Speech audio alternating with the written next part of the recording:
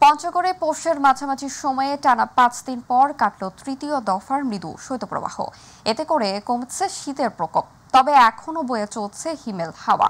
সকালে জেলার প্রথম শ্রেণী তেঁতুলিয়া আবহাওয়া পর্যবেক্ষণাগার অফিস জানায়, রোববার সকাল 9টা তাপমাত্রা রেকর্ড করা হয়েছে 12.9 ডিগ্রি সেলসিয়াস।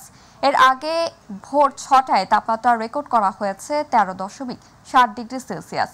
গতকাল শনিবার 27 থেকে 28 ডিসেম্বর তৃতীয় দফায় 5 দিন ও 13 ডিসেম্বর থেকে 18 ডিসেম্বর পর্যন্ত টানা 6 দিন তৃতীয় দফায় মৃদু শৈত্যপ্রবাহ বয়েছিল।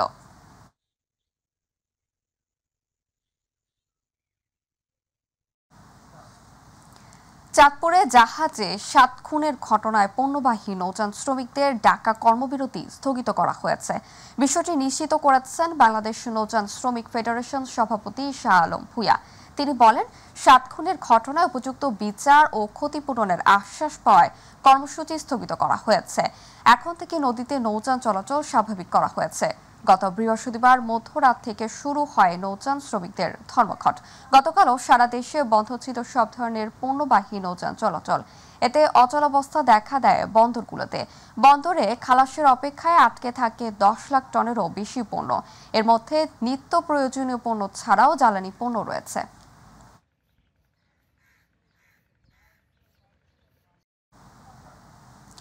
একটি বাড়ি নিয়ে একটি গ্রাম, শুনে অবাক লাগলেও এমনই এক অদ্ভুত গ্রামের সন্ধান মিলেছে ফরিদপুরে, যেখানে বসবাস করে মাত্র একটি পরিবার। গ্রামের সংজ্ঞায় না পড়লেও এই গ্রামটি এখন সারা দেশে আলোচিত। প্রতিনিধি শফিকুল ইসলাম জনির রিপোর্ট। মাত্র 60% জমির উপরে আনুমানিক 200 বছর আগে গড়ে ওঠা গ্রামটির নাম বিষ্ণুপুর। ছোট্ট এই গ্রামটিকে স্থানীয়রা বেষ্টুপুর নামেও ডেকে থাকেন। গ্রামের সংজ্ঞায় না পড়লেও বিষ্ণুপুর এখন সারা দেশের আলোচিত গ্রাম। এই গ্রামের সবুজ প্রকৃতি আর হিমেল বাতাসে দোল খাওয়া ফসলি মাঠ নজর কাড়বে যে কারো। আগে থেকেই গ্রামটি ছোট্ট, লোকসংখ্যা কমতে কমতে এখন একেবারে ছোট্ট গ্রামে পরিণত হয়েছে। সম্পূর্ণ কৃষি নির্ভর গ্রামটিতে আছে একটি মাত্র বাড়ি, যেখানে ছেলে সন্তান নিয়ে 10 পরিবারের মোট 32 সদস্যের বসবাস। আমাকে তো জায়গা জমি নাই, আমরা ডাঙ্গাই চলে যাবো, আমাকে হেনেই থাকতে হবে। দাদার কেলে বাড়ি চলে গেছে, পানি নাই, পানিতে তোলাই যায়, পানিতে তোলা যায়। ওই ধান ওই গাছ গাছালি সব ওই ভিতরে ওই কোনো আরেকটা বাড়ি আছে, ওই যে আরেকটা বসত আছে, কোনো আর সব চলে গেছে। চারিদিকে সবুজ ফসলি মাঠে ঘেরা গ্রামটির অবস্থান ফরিদপুরের বোয়ালমারী উপজেলার রূপাপাত ইউনিয়নে। উপজেলা সদর থেকে প্রায় 12 কিলোমিটার দূরে বিষ্ণুপুরের দক্ষিণে গোপালগঞ্জের কাশিয়ানী উপজেলার জয়নগর গ্রাম এবং উত্তরে বোয়ালমারীর টংরাইল গ্রাম। গ্রামের একমাত্র প্রবীণ নারী বাসিন্দা আনোয়ারা বেগম জানালেন, গ্রামের নানা ইতিহাস। ছোট্ট গ্রামটিতে মুক্তিযুদ্ধকালে আশ্রয় নিয়েছিল শত শত মুক্তিযোদ্ধা। মদ্দি বাড়ি ছিল, ওই বাইকে ভাড়াইতে আসতো সব, আর মেয়েটা দাবড়াইতো বলে, আর সেই বেশপুর আইসে সব সিটে ফুটেই এই জায়গা কেউ আসেনি, যুদ্ধের সময় একটা কাকও আসেনি। ওরে মানুষ এসে পলাইতো, বাইটে পড়া কানাইসা ছিল। গ্রামটিতে বিদ্যুৎ থাকলেও নেই চলাচলের কোনো রাস্তা। জমির আল ধরে কাদামাটি মারিয়ে চলে আসা যাওয়া। বর্ষাকালে নৌকায় হয়ে ওঠে একমাত্র ভরসা। আমরা যখন ছোট ছিলাম তখন আমার বাবা লেখাপড়া করতে পারেনি, আমরা পারিনি দেখে আমি আমার নানা বাড়ি থেকে লেখাপড়া করছি, যাতে এখান থেকে আমরা পারিনি। বর্ষার দিন দেখা যাচ্ছে 5 শরিকের একখান নৌকা কোনোদিন পাইছি, কোনোদিন পাই নাই। গ্রামটিতে কোনো শিক্ষা প্রতিষ্ঠান নেই, এমনকি নেই কোনো মসজিদও। ফলে পায়ে হেঁটে প্রায় 1.5 কিলোমিটার দূরে পাশের গ্রামের স্কুলে যেতে হয় শিক্ষার্থীদের। গ্রামটা খুব সুন্দর, কিন্তু দুঃখের বিষয় হলো যে এখানে শিক্ষার আলো কম। এখানে বৃষ্টি হইলে বা বিভিন্ন কারণে এখানে পোলাপান স্কুল কলেজ মাদ্রাসা এমনকি আশেপাশে মসজিদও নেই। পার্শ্ববর্তী গ্রামের আরেক বাসিন্দারা জানালেন, একসময় গ্রামটিতে 5টি পরিবারের বসবাস ছিল। অনেকেই গ্রাম ছেড়ে চলে যাওয়ায় এখন শুধু একটি পরিবারই টিকে আছে। মোট বাড়ি ছিল হলো 5টা, তা 5টার ওই যাইতে যাইতে এই বেকওয়ার্ড তো চলাচল করতে খুব অসুবিধা। বেকওয়ার্ড দেখে যাইতে যাইতে সবাই চলে গেছে, আমরা এক বাড়ি রয়েই গেছি, আমরা যাই নাই।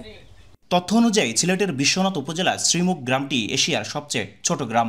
সিলেটের বিশ্বনাথ উপজেলার খাজাঞ্চি ইউপিতে অবস্থিত শ্রীমুখ গ্রামটির সরকারি তালিকাভুক্ত ফরিদপুরের বিষ্ণুপুর গ্রামটিতে স্বাধীনতার আগে থেকেই বসবাস করে আসছে মাত্র একটি পরিবার। সেই হিসেবে দ্বিতীয় ছোট্ট গ্রাম ফরিদপুরের বিষ্ণুপুর। শফিকুল ইসলাম জনি, মাই টিভি, ফরিদপুর। এবারে গ্রাম বাংলার খবর।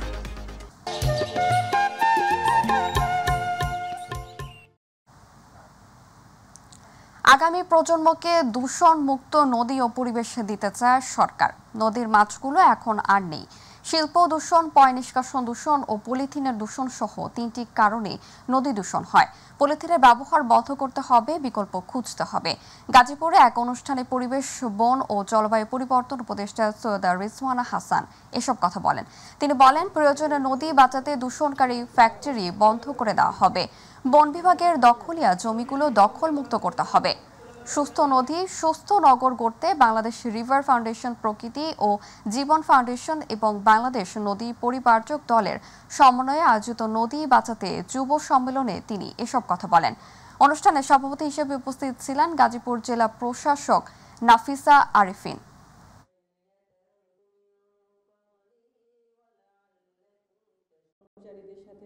যদি সৃষ্টি করতে না পারেন তাহলে ধ্বংস করবেন কেন? শিল্প লাগবে তাই জন্য ধ্বংস করবেন? শিল্প লাগলে তো নদীও লাগবে।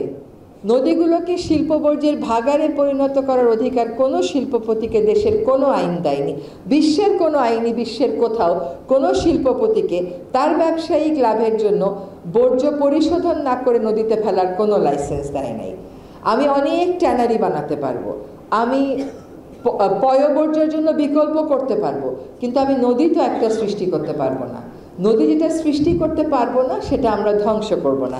এটাই হচ্ছে যুবকদের জন্য আমার প্রথম আহ্বান। বাংলাদেশের জামায়াত ইসলামের কেন্দ্রীয় নায়েব আমির অধ্যাপক মুজিবুর রহমান বলেছেন, নমিনেশন, বাণিজ্য ও ভোট ডাকাতি থেকে জাতিকে উদ্ধার করার জন্য সংখ্যানুপাতিক পদ্ধতিতে নির্বাচন দিতে হবে। তিনি শনিবার বিকেলে চাঁদপুর পৌর বাস স্ট্যান্ডের সদর উপজেলা জামায়াত ইসলামী আয়োজিত কর্মী সম্মেলনে প্রধান অতিথির বক্তব্যে এ দাবি জানান। সম্মেলনে উপস্থিত ছিলেন বাংলাদেশের জামায়াত ইসলামীর চাঁদপুর জেলা আমির মাওলানা বিল্লাল হোসেন মিয়াজি, সাবেক আমির অধ্যক্ষ মাওলানা আব্দুর রহিম পাটোয়ারি, সেক্রেটারি অ্যাডভোকেট শাহজাহান মিয়া, বাংলাদেশের জামায়াত ইসলামী চাঁদপুর শহর শাখার আমির অ্যাডভোকেট শাহজাহান খান সহ অন্যান্যরা।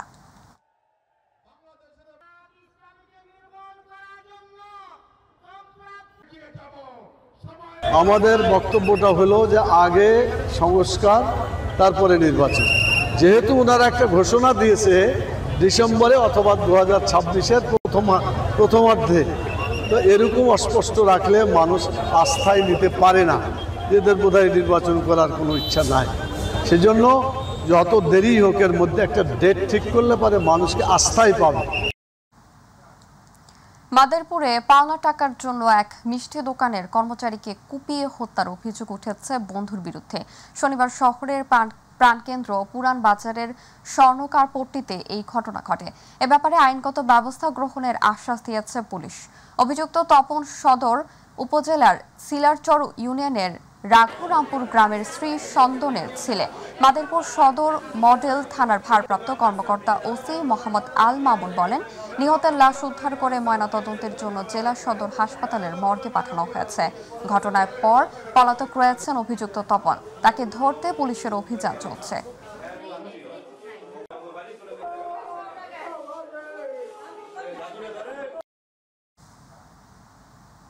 মাদারীপুরে রাজ্যের 3য় শ্রেণীর এক মাদ্রাসা ছাত্রীকে ধর্ষণ শেষে হত্যার অভিযোগ উঠেছে বখাটের বিরুদ্ধে। ঘটনার পর পালিয়েছে অভিযুক্ত। নিহতের লাশ ময়নাতদন্তের জন্য জেলা সদর হাসপাতালের মর্গে পাঠানো হয়েছে। এই ঘটনার দৃষ্টান্তমূলক শাস্তি দাবি করেছেন স্বজন ও এলাকাবাসী। এ ব্যাপারে তদন্ত করে আইনগত ব্যবস্থা গ্রহণের আশ্বাস দিয়েছেন পুলিশ। মাদারীপুরের রাজৈরের থানার ভারপ্রাপ্ত কর্মকর্তা ওসি মোহাম্মদ মিরাজ খান বলেন, এই হত্যার সাথে কে বা কারা জড়িত বিষয়টি খতিয়ে দেখা হচ্ছে। নিহতের ময়নাতদন্তের রিপোর্ট হাতে পাওয়ার পর পরবর্তী আইনগত ব্যবস্থা গ্রহণ করা হবে।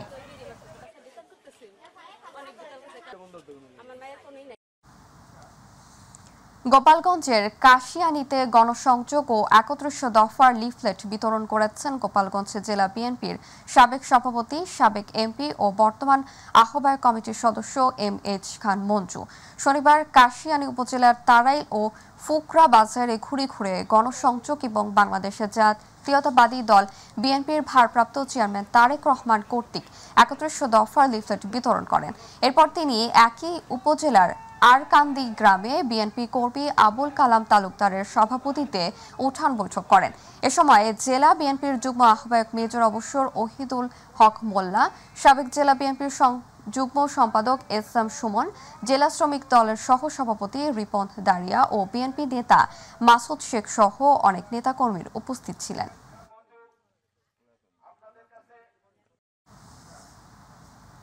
Development Organisation for Human Potential Science Technology এর আয়োজনে জেলার ৫ উপজেলা থেকে অষ্টম শ্রেণী অধ্যয়নরত দরিদ্র মেধাবী শিক্ষার্থীদের নিয়ে জুনিয়র মেধাবৃত্তি পরীক্ষা অনুষ্ঠিত হয়েছে।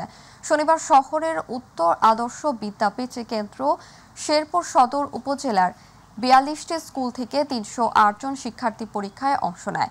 এ সময় শেরপুর সরকারি মহিলা কলেজের সাবেক অধ্যক্ষ অধ্যাপক আশেন চন্দ্র কর, শেরপুর প্রেস ক্লাবের কার্যকরী সভাপতি কবি ও সাংবাদিক রফিক মজিদ, সাবেক ভারপ্রাপ্ত সভাপতি সিনিয়র সাংবাদিক জি.এম. বাবলুল সহ অন্যান্যরা উপস্থিত ছিলেন। এ নিয়ে জেলার সর্বমোট ১৩৮টি স্কুল থেকে ১০১৯ জন শিক্ষার্থী এই পরীক্ষায় অংশগ্রহণ করে। লিখিত পরীক্ষায় উত্তীর্ণ শিক্ষার্থীদের মৌখিক পরীক্ষা ও পারিবারিক অবস্থা যাচাইপূর্বক চূড়ান্ত মেধা তালিকা তৈরি করা হবে এবং ডবস কর্তৃক নির্ধারিত সুবিধাসমূহ প্রদান করা হবে।